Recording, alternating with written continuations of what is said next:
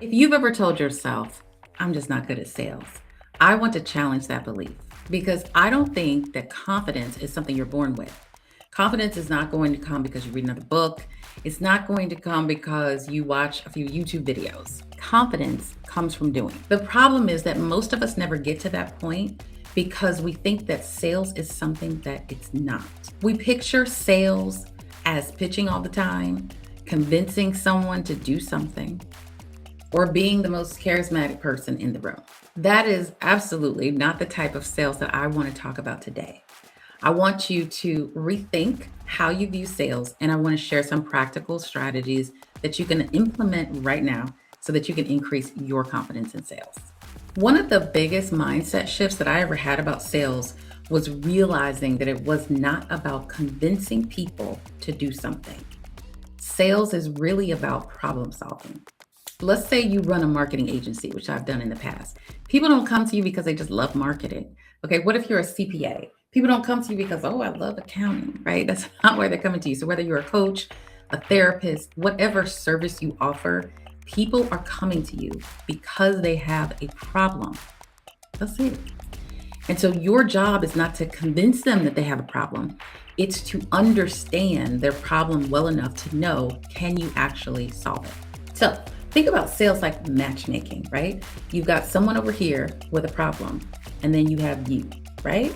And so is what you offer, the services that you offer, going to be a match for that person's problem? That's it. It's matchmaking. Once I figured that out, things started to become a little bit more natural because I wasn't trying to convince them. I wasn't trying to pitch. I was just trying to understand them and see if I could help. And that was it. Once I stopped thinking about sales as a way to convince someone to do something, then I realized that sales confidence would just happen over time. The more conversations I had, conversations where I was just trying to help people. That made me stop waiting to feel confident and to start actually just having the conversations and seeing my confidence grow over time. That is a mindset shift that I hope you will be able to have after watching this video. If we haven't met before, my name is Amy, and I help introverted entrepreneurs get more comfortable with sales so they can generate revenue for their business. One of the biggest mistakes I see people make is waiting to feel confident before they actually start doing sales. And it just doesn't work that way. You can try if you want, but it just does not work that way. Okay, sales comes from doing. But if it's new to you, if sales is not something you've been trained on, then it's just like anything else in your life that you've done for the first time. So think about if you flew on an airplane for the first time, if you had to give a presentation for the first time, or any kind of public speaking, any hobby, anything you can think of where you had never done it before and it was your first time doing it, you are going to be nervous. You're going to be scared. That is absolutely natural and not something that you should run away from. Sales is really no different. When you're doing something new, you're probably thinking of all the different ways that it could go wrong, right? Every worst case scenario is where your brain naturally goes. But once you did that thing, whatever it is, right? Public speaking, flying, whatever it is, you probably noticed that it got a little bit easier every time. It's not going to be okay the first or the second time you do it, but as you build that habit and you build those muscles of doing it, it gets easier. That is how confidence is built. So when you think about sales, let's say you're getting ready for a sales call or discovery call, you are going to automatically think it's going to go bad. I'm going to say something silly. I'm going to embarrass myself. They're going to ask me something I can't answer. They're going to say no. Your mind, for whatever reason, always goes to the negative. You never say to yourself, oh, I'm going to have a great call. Oh, the conversation's going to go well, right? If you're new to sales, you're probably only thinking in the negative. The truth is, it's going to go one of two ways. It's going to go really great or it's going to be bad. But either one of those things is going to be an opportunity for you to learn. And then the next time you do it, it'll probably go better. And then the next time you do it, it'll go better again. But you do have to start and you do have to do it, even if you're scared. When you put yourself in a position where you're starting to build those habits, they become experiences, and confidence is built on experiences. So the more experience you have, the more confident you will be. Once I realized that confidence comes from experience, I changed what I was asking myself. Instead of asking, how do I become more confident in sales? It started to become, what skills do I need to get the experience in sales. When most people think about sales or salespeople, they think charisma. They think somebody walking into a room and just speaking to everybody. They think about people in meetings who can think on their feet, right? Those are personality traits. I don't have any of those traits, okay? But sales and sales success is skill based, not personality based. In my experience working on sales teams, I've done a lot of sales operations. The people who are the best at sales are the ones that have a certain set of skills. Personality doesn't really come into play as it relates to sales success. People who are successful, they listen. They know how to ask questions in the right way. They're empathetic to the people that they're talking to. They have a really good ability to connect the dots between what someone says they want and what the problem actually is that needs to be solved. They focus on understanding someone's problem before they start offering solutions. These are sales skills. And the good thing is, a lot of us have some of these skills already. It's just that in our minds, we didn't think of them as sales skills. That's what I want you to change. So instead of trying to mimic the personality of somebody that you think is good at sales, ask yourself this question instead. What are the skills that I already have that could make me be good at sales and be more confident at sales? And when you answer this question, don't just think about work, think about your personal life too. Are you a good listener? Do you have friends and family who come to you all of the time because you listen before you judge or before you try to offer advice? Are you a good problem solver? Do people naturally come to you because they know if they tell you a problem that they have, you're going to come up with different ideas on how to fix it? Are you a naturally curious person? Are you someone that asks a lot of questions because you're genuinely interested in learning about other people? Those are all really, really valuable skills to have to be a good salesperson. So just remember, it's not about personality all the time. It's not about changing your personality. It's about developing the skills that you have that are sales skills to help you become a better salesperson.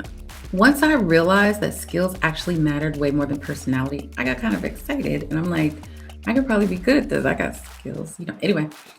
But it really did change the way I thought about sales and got me more confident in believing that I could be good at it. So let me tell you about a moment in my past that really made all of this click for me. A few years ago, I signed up to do a workshop at this small business expo, and it was going to be about personal branding. They called me a few days before the event and told me they had changed the agenda and they wanted me to do a keynote instead because the topic was really popular.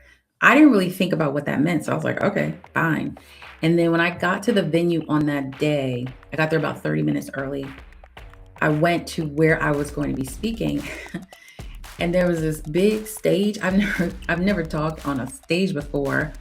Huge stage. There were these two big screens where my presentation was going to be shown. And then there were all these chairs out there for like 100 people. So I did not think this through. I did not ask enough questions. And so now I'm freaking out. I was already nervous. I thought it was gonna be like 10, maybe 15 people. Now I'm terrified. So I am just trying to figure out how can I get out of this, right? What can I make up to tell them I can't do it? So in the bathroom, I'm just wiping sweat off my face. I'm just feeling the worst I've ever felt because I don't know how I'm gonna get through this. And then I realized, okay, now it's like 20 minutes before I'm supposed to talk. I can't just bail on them. So I get back in there and I'm just like, whatever happens, happen. I'm just gonna have to deal with it. So they gave me walkout music, y'all. It's kind of fun, but I was still nervous and I was still sweating and my heart was racing. But I got up there and I would say it was about a 20-minute talk. The first few minutes were awful. I don't even know what I said, but I think I said the things that I had prepared, but I was still sweating and my heart was just beating. And I just felt like this is going so bad and people might laugh at me and all this stuff. And then I think I just looked up I was looking, but it's like I was looking directly in the back of the room. But I started to look at people's faces. I started to actually look at the audience and people were so engaged. They were listening. I told my little jokes. They were laughing. And I was like, wait a minute, this is not going as bad as I thought. I was still terrified. I was still nervous. I was still sweating. I sweated through the whole thing. But it definitely wasn't nearly as bad as I thought it was. So after I was done, I got off stage. They kind of took the mics off and everything. And then I wanted to immediately leave and go back to the hotel and just curl up in the bed and I don't know, whatever. But there was like a line of people waiting to meet me, which was also very strange and very new. And people were thanking me for sharing the information. They were asking questions because I did tell people that they could ask questions after if they wanted. Some people wanted to exchange information. Some people actually had a problem that they thought I could solve, my company could solve. I ran a marketing agency at the time. And so it was really interesting. And of course, talking to people one-on-one, that doesn't bother me. So I was able to have those conversations. So I stayed for about 15 minutes actually, talking to different people. And then once I left, I remember walking back to the hotel and just smiling and being really proud of myself that I actually did something that I'd never done before, right? Something that I thought would be the worst thing ever. And it turned out to not be. Now, please understand it. I never want to do that again. Okay. It was too much. It was too much emotion, too much stress to want to do that again. I do not want to be a speaker and speak publicly and all that stuff if I don't have to. But at the time, I ran a small digital agency. I needed to generate revenue. One of the ways to do that is to get out, be seen, get in front of people, let them know what you do and how you can help so that you can generate leads for your business. So it was more of a means to an end, but I absolutely don't want to do it again. Haven't done it since. Okay. But the lesson that I'm trying to get across to you in this video, every time you're doing something new, it will be scary. It'll be hard. But if you do it, you will now have the experience of doing something that you thought you couldn't do. That experience is what builds your confidence, because the next time it's like, oh, I've already done this, right? It might still be hard, but it's going to get easier. And that's the same thing with sales. When you're talking to customers, when you're having these discovery calls, the first time you do it, the first 5 times you do it, it might be almost unbearable, but it will get easier. And that's how you build your sales confidence. If there is only one thing that you take away after watching this video, and if you made it to the end, thank you for watching my video. I want you to understand that you don't have to change who you are to be successful in sales. As introverts, sometimes it's tempting to think you have to be like someone else. You have to be like this other person that you see. The reality is being good at sales means you have good sales skills. And most of us already have those skills. We just have to tap into them. We just have to nurture them. And we just have to go out and do sales. And then we'll get more confident in sales. So I want to give you some homework if you're open to it. On your next, let's say 5 sales calls or conversations that you have, write down 2 things that you did well and 2 things that you maybe can improve on. Most of the time, we only critique ourselves. We only talk about the negative things, the things that should have gone better. So this will be an exercise to get you in the habit of thinking about what did you do well and what can you improve on. But if you track that over 5 calls, you're also going to track your progress. From that first call to the 5th, you'll probably see that you got more comfortable. You'll see that you started to do more things better. And you'll see that there were less things that you need to improve on. That progress, those habits, that repetition is what's going to help you increase your sales confidence. If we haven't met before, my name is Amy. Thank you for visiting my channel. I help introverted entrepreneurs get more confident selling so they can generate revenue for their business. If this video changed the way that you think about sales, I hope that you subscribe to my channel. My goal is to put out videos every week, helping people understand sales a little bit better, rethink sales a little bit more, and learn how to sell confidently to generate revenue for your business. If you are interested in building your confidence, please check out my sales confidence assessment. It's a free tool that'll help you see some areas where you could improve and areas where you're already strong. And I also have some other free resources in the description below. I hope these things help, and I hope to see you in another video.